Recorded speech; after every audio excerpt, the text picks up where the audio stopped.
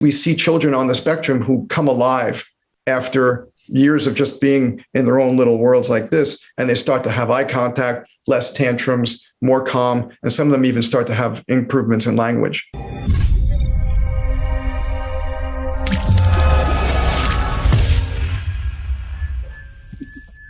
Well, welcome everybody. Dr. Ron Oberstein here with you for another Life West Leadership Line. Today, I have a phenomenal guest coming to us from Atlanta, Georgia, actually Marietta, Georgia, around that area. Dr. Drew Rubin. Drew, welcome to the Leadership Line. I'm so excited and honored to be here. Well, we're excited to have you share your knowledge. And I just want to give our viewers just a little bit of a history around Dr. Drew. He graduated in 1989 from, at that time, Life Chiropractic College, where I graduated from, Life Chiropractic College. My diploma says that in 1981. But you're 89. Then he went on to Jersey. Are you from Jersey? I'm from New York originally. Okay, so New York, New Jersey. Went to Jersey, practiced there for 9 years, and then came down to Atlanta because he was asked to come down and teach pediatrics. So he came down in 2001 and been in Atlanta ever since. He's been teaching at the college. He had started a practice in 2001 at the same time because he just has to keep his hands on kids. He'll talk about that. He's teaching for, like I said, LifeU. He's also teaches for the ICPA, doing work with the Polyvagal Institute, done work with neurology groups. He's just done a tremendous amount. Wrote a chapter in a book for Activator on peds and pregnancy.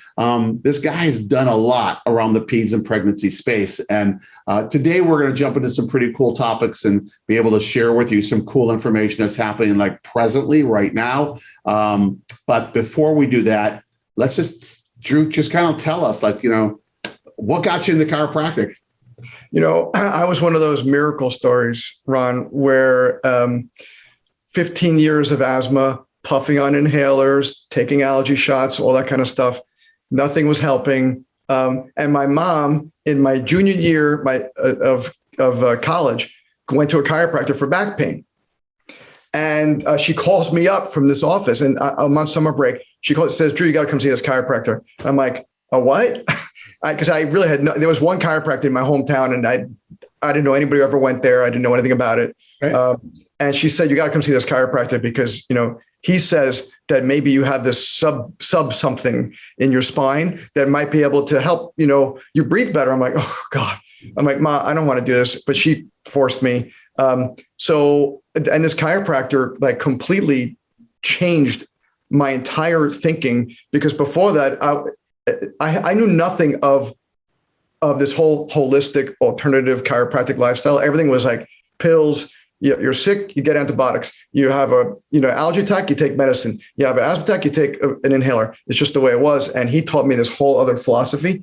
I went back to school in my senior year of SUNY Albany, and without asthma, saying to my guidance counselor, I want to become a chiropractor. And they're like, are you kidding me? Oh, what? Don't they take care of those something, Sub-somethings. So that's where it started. Wow. So did you have to go back? Thanks, Mom. Yeah, exactly. Did you have to go back? Did you have to go back to school and take more sciences, or what was it? I was very fortunate that I was a biology major at Albany. I was planning on pre-med. And this kind of right turned me. That's why my counselors were like, wait, you just spent 3 years, want to go pre-med, and now you know chiropractic? That's just wrong. They tried to steer me anywhere but that. But I'm really glad that I kept this going. Isn't it crazy? It's so cool, and I think the lesson is we should always listen to our moms. We don't have to agree with them, but we should always listen to them. That's right. I think that's so cool. And it's really a clear, I think I just gave a talk today, a new higher orientation. I go on and I just do like 50 minutes, whatever, and they asked me that question, how'd you get in chiropractic? And I didn't tell them the whole story because I was running out of time, but I basically said to them, I didn't choose chiropractic. Chiropractic chose me. Yep. Perfect example, right? Like, a phone call like that, you go in, have a major healing. And who was that chiropractor? You remember the chiropractor's name? Yeah, Dr. Ed Zawacki. Yeah, Long Island, New York. that's First awesome. chiropractor. That's awesome. Big shout out there because that's like Yeah.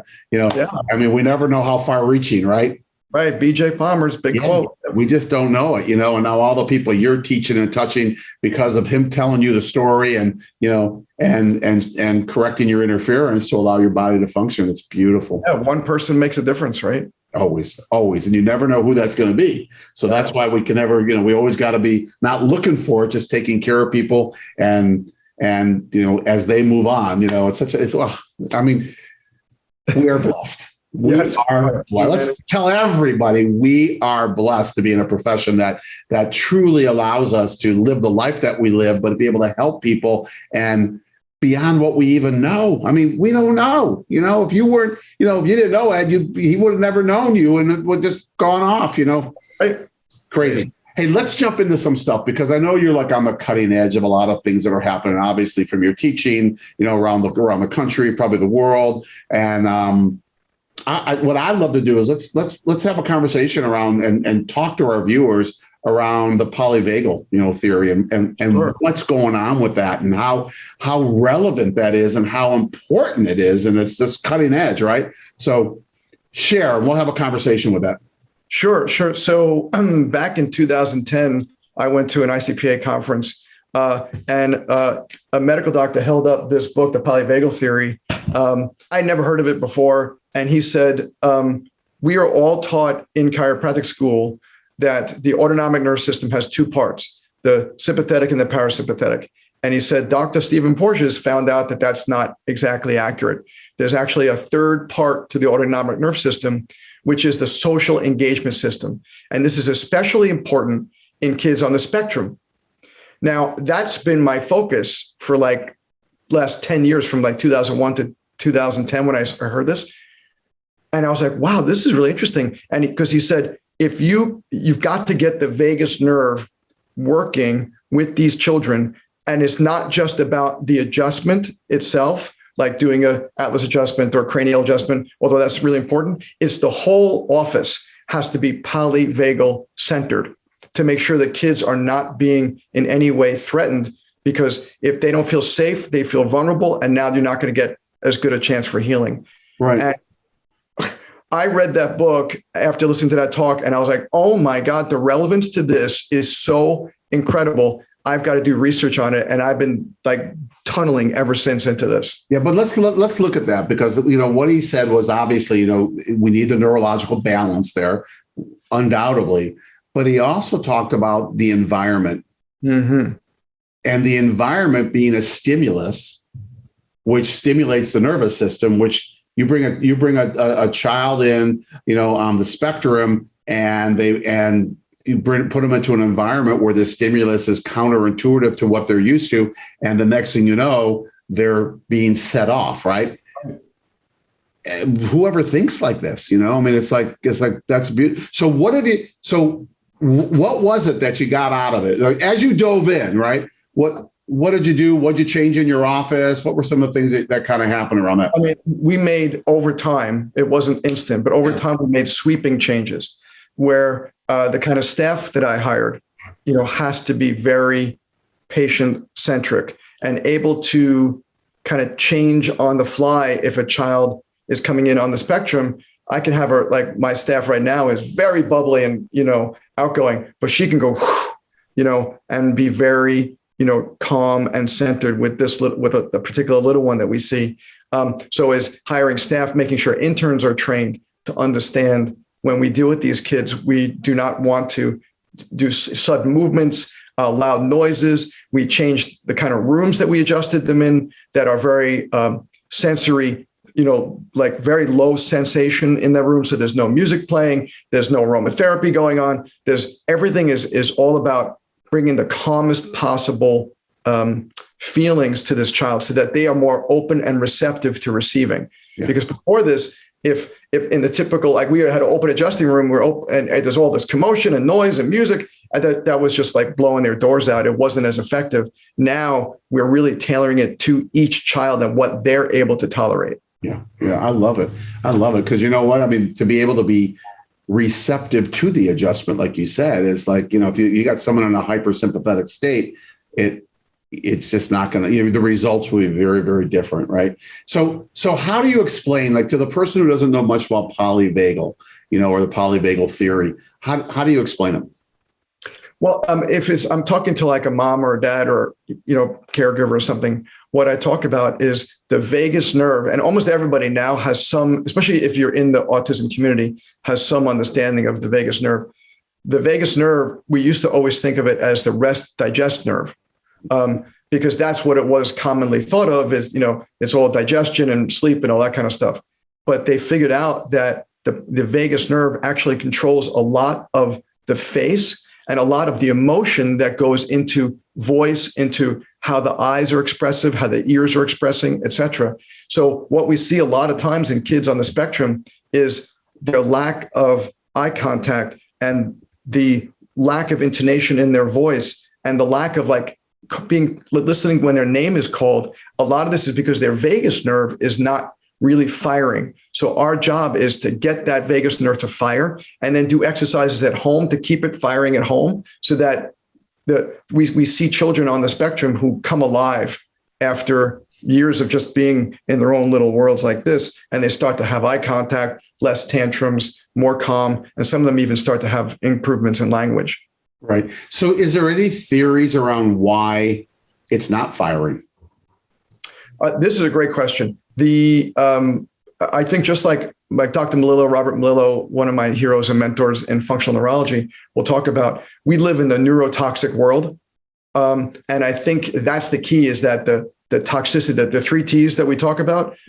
I've been talking about 4 T's now because I've added technology onto one of the T's. Good. And I think that 4th T affects the others, right? Because technology causes trauma, physical trauma, just sitting like this all the time. Right. Technology causes chemical trauma from the Fs that are floating from this system into our brains and bodies. And it causes emotional trauma from the bullying and the negativity and whatever that's on it. So I think the 4 T's creates this neurotoxic world that we're living in. And that is creating a space where our nerve system isn't able to fire the way it's supposed to.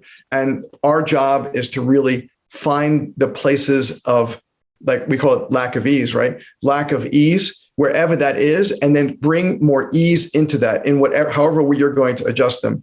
And to me, that's the key with polyvagal theory, is we want to ensure their nerve systems are firing as good as their nerve systems can. Yeah. Because it's actually been proven that children on the spectrum, their brains and nerve systems don't actually have the same neural connectivity as a neurotypical kind of child. So what can we do to improve that neural connectivity? Right. And not try to make it anyone else's but theirs. Right. Exactly. And I think that's super important because, we should never be comparing kids or anyone to anybody else, because we're all unique individuals, right? And it's what we can do with ourselves, right? When I say that, when you talk about polyvagal and you talk about, being able to increase whatever we want to say, the tone or the calmness or whatever it is, it's actually, is it stimulating it? Is it trying to up level it? Or is it, because normally on, sleep and digestion is a parasympathetic response, right? And we used to look at the vagus as that. Is it, tell me, how do you define it? Like what are we looking at with that? Sure. It's a great question. So the vagus nerve, there are 2 parts to the vagus nerve, which up until Dr. Porgia's amazing research, they really didn't quantify it like this as well. So there's the dorsal vagus nerve, which is unmyelinated, which is more of the freeze response. So if you think about amphibians, they're the ones who have the original freeze response. But that's also the response of some kids on the spectrum who are completely into themselves. They'll just sit there flapping like this, and Johnny, you just can't get a hold of them because they're stuck in that freeze response. Then you have the next level up from that. It's like a hierarchy, is the sympathetic nerve system. And some kids on the spectrum are stuck there. And they're the ones who are super like this, like they can't sit still. They're always angry and screaming and, running and banging their heads. And that's that kind of a child. But then we have, on top of all this, is essentially the hierarchy is now you have the ventral vagus. And where the ventral vagus is, now we have social engagement. Yeah. Now, like you and I are talking, and if I smile at you, you're going to smile at me. That's a ventral vagus activity where the orbicularis oculi creates the eyes to close, and the facial nerve helps the face muscles move. And because you heard the tonation in my voice, your ears are working in a certain way, and your heart rate and your respiratory rate are low and calm because you feel ease. But what happens if you have a kid on the spectrum who listens to the fluorescent lights instead of the voice, and here's other loud noises in like the air conditioning going like this, and then they start getting frightened, and someone's wearing this really like this big thing we talk to interns. There's no more perfume or cologne in the office. Yeah. Because that aroma. So you have a kid coming to the office and they're going, and you're wondering what's happening. We just said hello to the kid and he's freaking out already. And the reason is because you've dumped all this, excitement into his nerve system, and his vagus doesn't know how to process it. Yeah. Yeah. And that's the key, is the processing. So how does it relate to the frontal cortex? Heidi Havoc's work is, about, the effects of the frontal cortex. And obviously the frontal cortex is all about integration and being able to take different things and integrate like that. And when you have kids that are, on the spectrum, they have a hard time integrating, right? Or is it not the frontal cortex? Is it more the polyvagal response that doesn't even let it get to the frontal cortex? I'm just asking you.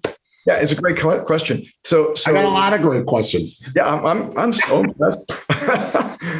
So when the brain matures, when a baby's born, it's mostly a brainstem, right? The rest of the brain isn't working a whole heck of a lot, and then the brain matures from the bottom up, and then when it starts to get to the top, like around 2 years old. When the frontal cortex and then the prefrontal cortex start turning on 2-3 years old, now you get top down regulation.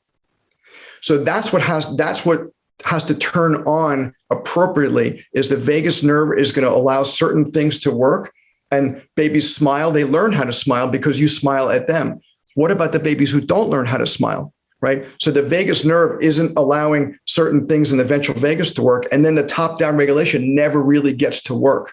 And that's the changes that we see, is when we start working with these kids, what I believe we're seeing the vagus is now working, top-down regulation now starts to kick in, and now they start to become social because now you have a properly functioning brain in both directions. Yeah.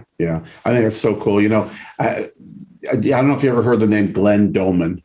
Of course. Yeah, from Philadelphia. He's passed. Brain child. Yeah.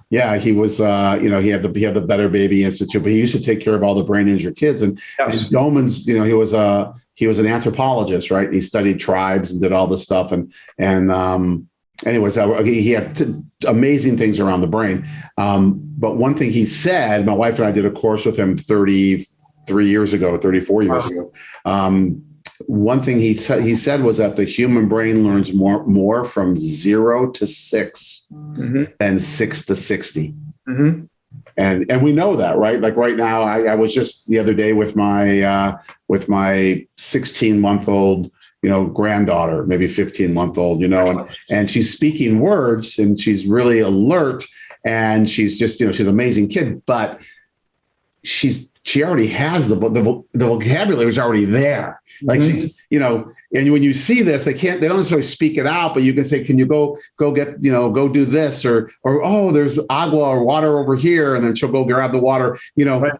But they're not necessarily playing it out. And it's just so beautiful as you watch this, what you said. And then as it starts from 2 years, and as it starts to come down and all those functions start to come in, it's amazing. I mean, the brain is freaking amazing, and how we think that we can control it or do whatever around it, and yet, it's just amazing. And then when we do this interference, and thank you for sharing that. I want to jump into a different topic, and I hate to be abrupt because we could talk about the polyvagal theory for a long time, right? But what I want to talk about is this, piggybacking off of that, right? Because you talked about how the function of the child is working, and how 2 years old to get to there's certain milestones that we talk about neurologically, right? That are clinically there. The CDC came out with new neurological milestones. I don't even know what you'd call it. I mean, it was just like, they're calling it developmental milestones, right. I don't know, it was couple weeks ago. I don't even know when it was, but share about that, because all of a sudden we're changing the game, and are we adapting to the incoherence that is happening on the planet? So we're just going to downgrade everybody to it, or are we, which is really just playing to the symptom and never looking at a cause? But share your thoughts on it. Sure. So this paper, I'll hold it right here. This paper, I can see it.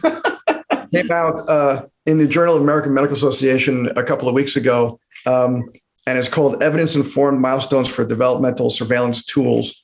And it was a stunning revelation because, I've been teaching about milestones for years, obviously in pediatrics, and I always would say milestones are called milestones for a reason, because if you know what a milestone is, like if you're driving to my office and it's 7 miles from my house where I am now to my office, there'd be mile markers. If my office was that big of a place to go, I needed a mile marker to announce it. Just mile marker 1, 2, 3, 4. It wouldn't change.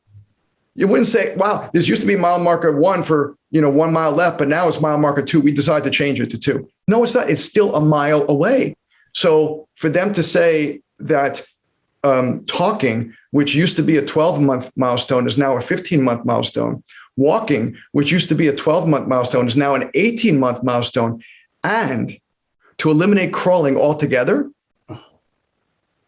I'm like, dude. And so this weekend, I'm teaching for ICPA, and they're saying, how do we talk to parents about this? Because we're seeing kids who are, 12 months old who are hardly even crawling. How do we say that's okay now? Yeah. Where before we used to say, okay, we really have to start doing some special adjustment, neurological exercises, et cetera, with these kids, like I teach in my ICPA class. What do we say? And this is what I told them. I said, I'm always going to reference that there are new guidelines, but I'm going to teach you based upon the old guidelines, because that's what I've seen for 33 years. Yeah. And that's what I think was going on right now. Well, Drew, I'll tell you, it's one thing to spread them further out. I could see shortening them because we're becoming stellar. We're just becoming more. Wouldn't that be great? Yeah, but to lengthen them, it's kind of saying, well, you 12th grade, we've now made it 14 because we got to spread it out because we're just not smart enough anymore. I will tell you this is really interesting. And I'm going to go back to Glenn Doman, because he was doing amazing work with the brain, of course, in Germantown, Pennsylvania. And it was like the Center for Optimal Achievement or something like that, optimal potential. But as an anthropologist, he was studying tribes all over the world. I don't know if you know this. He was studying tribes all over the world. And he got to the Amazon where he was studying the tribe. And it was the first tribe that didn't have a written language. Very first. He had no idea why, but they just didn't. And then he observed them, right? And they were pretty much blind. Their farsightedness was just gone. I mean, they couldn't see anything up close, right? Nothing, right? But they could take a blow dart and shoot a fly of 100 yards away on a tree, right? And he just was watching them, and he was observing the village. And what he saw was that they never let their babies crawl because snakes, poisonous spiders. So they were always on their back or their front until they were old enough to walk, right? And then they train well. And what he saw was that he pulled into the whole cross crawl reflex of, when you do the cross crawl, and with it fires the right side, left side, right side, left side, stimulates the brainstem, gets it. And the optic nerve, of course, gets stimulated, and therefore your vision is there. And then he went through this whole brain mechanism around this and just saw that, my God, the most important thing for a baby is to crawl. Yes. Frontwards, backward, and this is kind of crazy, but my wife and I, we did this course, and Doman was, he was bringing these kids that had brain injuries and all kinds of stuff and functioning back. Well, then someone said, well, what would happen if you had a well kid? So he started this thing called the Well Baby Institute. Yes. So we went and did that, before, when we were pregnant with our first daughter, Lauren, who you taught. And, and they said, to have crawling tracks around the bed. So we had this crawling tracker on the floor around the king size bed out of Naugahyde, and let them sleep, they can sleep on you, but put them down when they're napping. And, you ever notice kids are always at the front of a crib, right? Put them in a crib, right? Their heads are, it's part of them over here, but they crawl from as infants, right? Yes. Yes. Let them move, because Yes. that's that reflex that's moving, and all the amazing stuff. And now we're changing the game. Yeah. I think the term that I like using is we're normalizing pathology. We're normalizing pathology. So from some of the letters to the editor and stuff like that I've seen based upon this article, what they're saying is, the reason we got rid of crawling is because there's so many different variations. There's not one way to crawl. And I kind of disagree with that. I think there's one way to crawl, and all the variations are showing some sort of functional disconnectivity that needs to be addressed. Yeah. So you got a kid who's booty scooting or bear crawling, or whatever, crab crawling. That's not just cute. And how silly and cute that is. There's something. Why isn't that kid doing the cross crawl pattern like all the other kids are? So we're normalizing pathology, and it scares me to think that this is now becoming acceptable to have this sort of stuff. And they're saying is because we want to have better early identification and intervention. But because there's a video abstract to this, if you see that's what the goal is to have earlier intervention, but I don't get how I don't understand how that's going earlier to work. Intervention by spreading it out further. That's like saying we want to get there sooner, but we've moved the miles. 1 mile is now 2 miles, right? But when we get there sooner, yes. It's like what there's no logic. There's just no logic, and I think that listen, obviously you're one of the top ped doctors in the country, and as we start to educate our parents about this, right? The moms and dads, and be able to show them, that you do want your kids crawling, and the kids who crawl early. In fact, kids who walk early, they say, get them on the ground, keep them on the ground, and keep them crawling frontwards, backwards, all over, crawling. Yeah. It's like, you want them crawling. And here now we're saying it's okay. I think what we're going to do, and I'm really glad we had this conversation, because the parents are now just started coming in asking these kind of questions. I think what we'll do is we're going to say the difference between normal and excellence, right? So a normal child, quote unquote, might be walking at 15 months and walking at 18 months and talking 15 months, but an excellent child, right? We're looking for the peak potential. I'm going to keep the milestones as the peak potential kind of thing, which is the Doman idea. Because he was always saying you could always make kids better. Yeah. Yeah. I mean, if you just give him the environment to do it, right? And if he only had chiropractic, if he only knew, maybe he did, I don't know. At that time, I didn't get a chance to talk. I went in there, it was like the United Nations. Mary was there. My wife was there for a week, right? And they had people from China, from Japan and Colombia, and they all had, it was like literally, they all had headphones on and listening to interpreters speaking behind it, and I got there, I was there for like the last 3 days, and I was just blown away by what I saw. I mean, truly blown away. But there's so many different theories. Doman, these kids were reading at 2.5 years of age, and yet Montessori says wait till. I'm not saying I don't think there's anything wrong. I just think that there's different theories. Yes. But I have to tell you, Drew, it's just been great. We're kind of hitting that time on our speed clock. Thank you, man. We could. I'm going to bring you back on because there's so much more that we can talk about. I also want to get you to college because I think you need to. Our students need to be exposed to the work that you're doing and be able to do that. So I will talk to you about that offline. Sure. But more than anything, thank you for teaching the future generations of chiropractors and continuing in the work, because it's easy to just get in front of a stage and or get in front of a class and teach for 20 years, 30 years. I'm not saying it's easy, but because it's not easy, believe me, teaching is a difficult, it's a very demanding profession, but still keeping your hands in it, still doing the work, so that you can take that to the classroom. It's a whole different thing, and I just want to thank you for being the doctor who's still got his hands in it and then teaching and changing what he's teaching from what you're learning. So thank you, man. Thank you. Well, I mean, I think I had Dr. Webster, Larry Webster, and Dr. Jeannie, who were amazing teachers and always had their hand on the cutting edge stuff as my mentors. So it was easy to do this. And now, I'm excited because in a few weeks, I'm going to be speaking for Dr. Stephen Porges at the Polyvagal Institute. It's my goal is to get chiropractic to the next level, pediatric chiropractic to the next level. So I hope that, more and more people can understand the importance of the polyvagal theory. A polyvagal informed pediatric chiropractic, I think, is a next step for where we have to go. I think it's a whole program in itself, to be honest with you, because there's so many layers to it. It's like just, before you even get into the office on what you want to do, just learning of it, just the neurology around it is just phenomenal. So, hey, man, I'm so glad you're on the team, brother. I really am. And I'm glad that kid walking around with the asthma, with the inhaler, probably being bullied and yada, yada, Yep. Thank you, Mom, for taking me to taking me to Dr. Ed, and life just changes, and the amount of people that we change in our life is just beautiful. So thank you, Drew. I so appreciate you.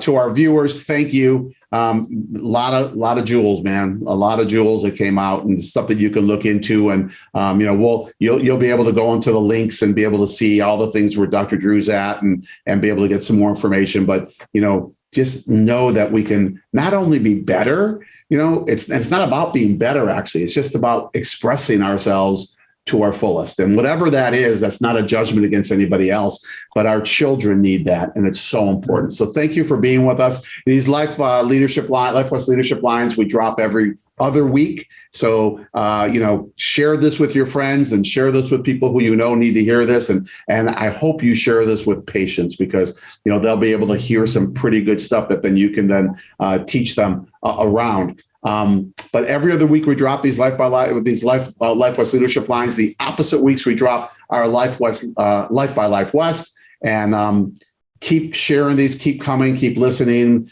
and just know that we love and appreciate you. And we'll see you the next time around.